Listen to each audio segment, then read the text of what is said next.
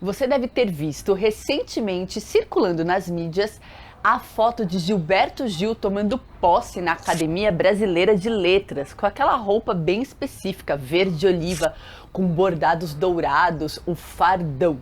Rolou até um meme que brinca com a capa do álbum Gilberto Gil, de 1968, onde o compositor veste uma roupa bem parecida com o tal fardão. Aliás, fica até o final do vídeo porque eu vou contar uma curiosidade sobre a indumentária da Academia Brasileira de Letras. Bom, o Gil passou a ocupar a cadeira 20 e é o primeiro representante da música popular brasileira a ingressar na instituição, que fica no centro da cidade do Rio de Janeiro. Assistindo a algumas partes do seu discurso de posse, eu me dei conta de que eu não sabia muito como que alguém se torna membro da Academia Brasileira de Letras. Então eu fui pesquisar esse tema e no vídeo de hoje vou te falar um pouco mais dessa instituição tão clássica e de como seus membros são eleitos.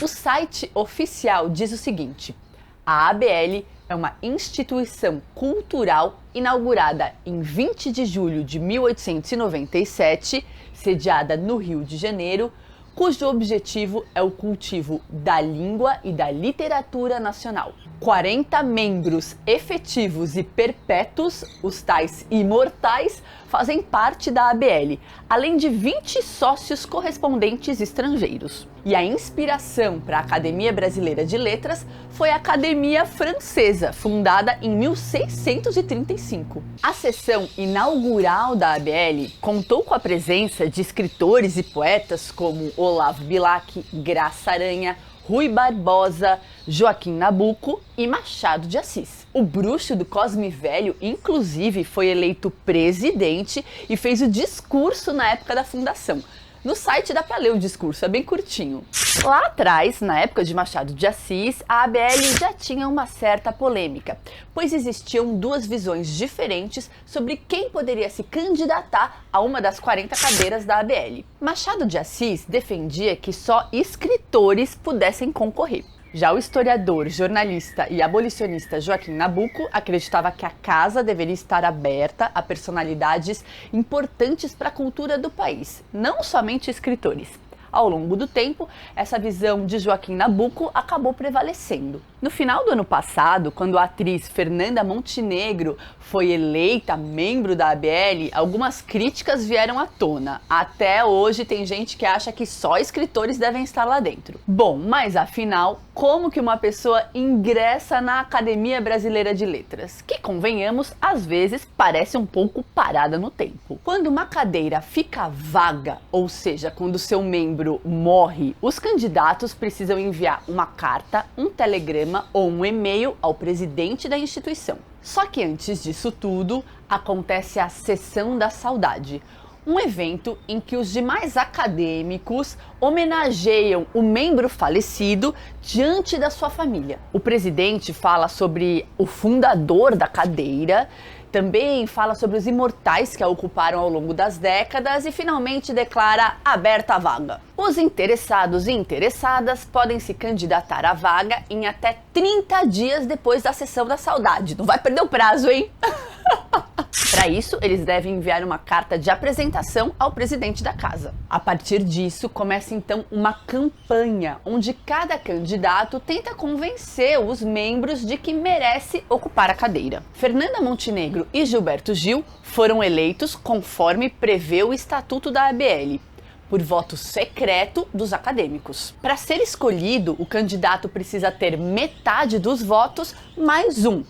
Votos nulos e brancos são permitidos e, em caso de empate, abre-se uma nova eleição algum tempo depois. Depois da contagem, as cédulas são jogadas no lixo? Não, são queimadas no fogo. E muito importante, o candidato eleito só é de fato considerado membro depois do seu discurso de solenidade na posse. E para ser candidato, duas condições são fundamentais: ser brasileiro e ter escrito pelo menos um livro. E também ter temperamento equilibrado, digamos assim. Afinal, os membros se encontram para tomar chá, conversar sobre o Brasil, arte, cultura, conviver pacificamente. Alguns dizem que se o candidato tem gênio meio complicado ou fama de rabugento, entrar na ABL é bem mais difícil. É claro que em todos esses anos, muita gente tentou entrar na Academia Brasileira de Letras e simplesmente não conseguiu.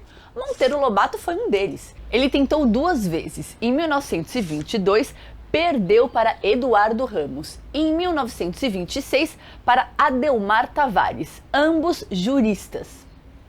Que eu nunca ouvi falar. Não tira isso, hein? Lima Barreto é outro exemplo. O autor de Triste Fim de Policarpo Quaresma tentou 3 vezes e não foi aceito.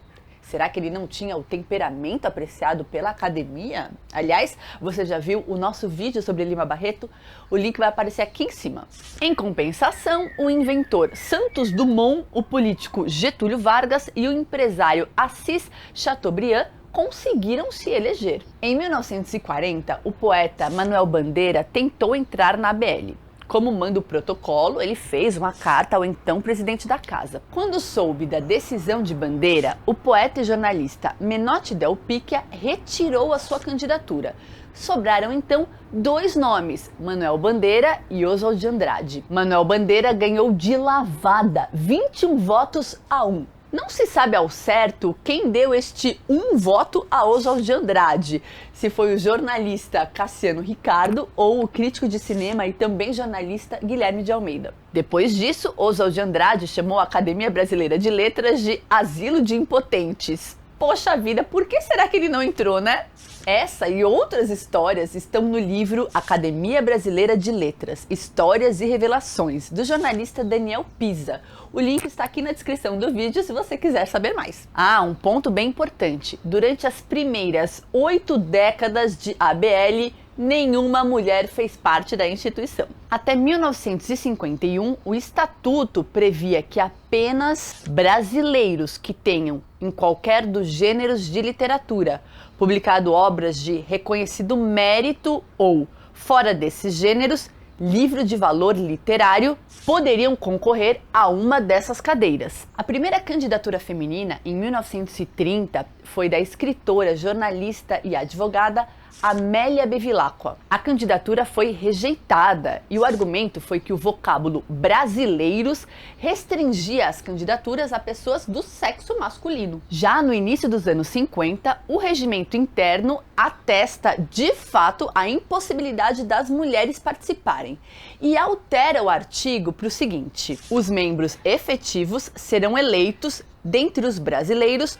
do sexo masculino. A segunda mulher a tentar participar do Círculo dos Literatos Imortais foi a escritora Diná Silveira de Queiroz, e a sua candidatura também foi rejeitada. Apenas em 1977, a ABL começou a rever os seus princípios e aceitou a candidatura da escritora Raquel de Queiroz. Bom, antes de terminar, eu preciso contar para vocês a tal da curiosidade sobre o fardão, o traje oficial da ABL. Ele pode custar até R$80 mil. Em geral, ele é feito por um alfaiate célebre, o alfaiate oficial da ABL, que usa fios de ouro nos bordados. Fernanda Montenegro e Gilberto Gil economizaram quase R$50 mil, porque eles mandaram fazer o traje com um alfaiate conhecido ali deles, que cobrou um pouco menos. E eles pagaram esse custo do próprio bolso, não deixaram que a Prefeitura do Rio de Janeiro arcasse com os custos, porque em geral é o poder público que paga o fardão. E também é importante dizer que os acadêmicos ganham um dinheirinho quando participam das reuniões, dos chás e das conversas que acontecem regularmente na casa. Se você quiser saber mais sobre a Academia Brasileira de Letras, eles têm um canal no YouTube, isso mesmo, o link está aqui embaixo. Preciso contar para vocês que, apesar de admirar profundamente algumas das pessoas que ocupam ou ocuparam as cadeiras da Academia Brasileira de Letras, quando eu olho todo aquele pessoal vestindo trajes com fios de ouro, não sei não, me parece uma coisa meio anacrônica, meio fora do tempo. E você, qual a sua percepção sobre a Academia Brasileira de Letras? Me conta aqui embaixo que eu quero muito saber. A gente se vê na próxima quinta-feira com mais um vídeo. Tchau!